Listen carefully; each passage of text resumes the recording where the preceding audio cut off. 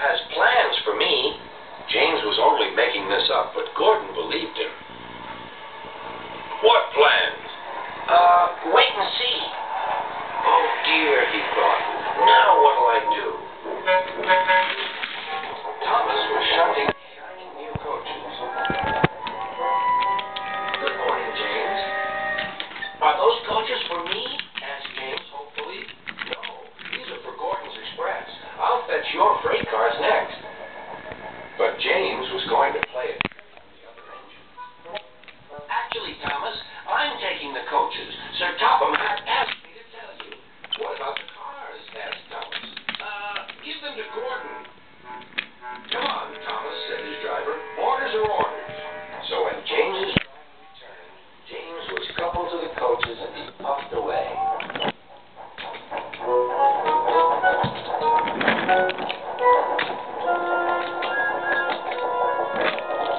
Thomas returned with the freight car, and a few minutes later, Gordon arrived. Where's the express? Thomas told him about James. And so here are your cars. Gordon was very cross, and so was his driver. Wait till Sir Topham Hatt hears about this. Meanwhile, James was enjoying himself enormously. What a clever plan! What a clever plan! He jumped. And he saw Sir Topham Hatt. Some jokes are funny, but not this one, James. You have caused confusion. Yes, sir.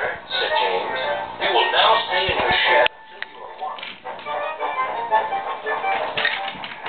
other engine teased James. I wonder who'll be pulling the express today, said Gordon. I expect it'll be you, replied Henry. James is stuck in the shed for being silly. James felt sad. Next morning, he went back to work. Hello, whistled Thomas. Good to see you out and about again. I'm sorry I tricked you, said James. Are these my cars? Yes, replied Thomas kindly. They are pleased to have you back. James set off to the harbor with his train of freight cars. He bustled about all day, pushing and pulling them into place.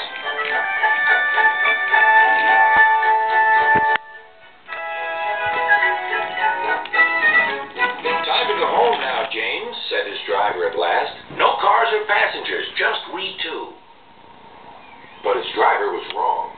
Excuse me, called the man. I have a meeting with Sir Topham Hatt, and I mustn't be late. May I ride back with you? Of course, replied James's driver. Then he whispered to James, This gentleman is a railway inspector. James was most impressed.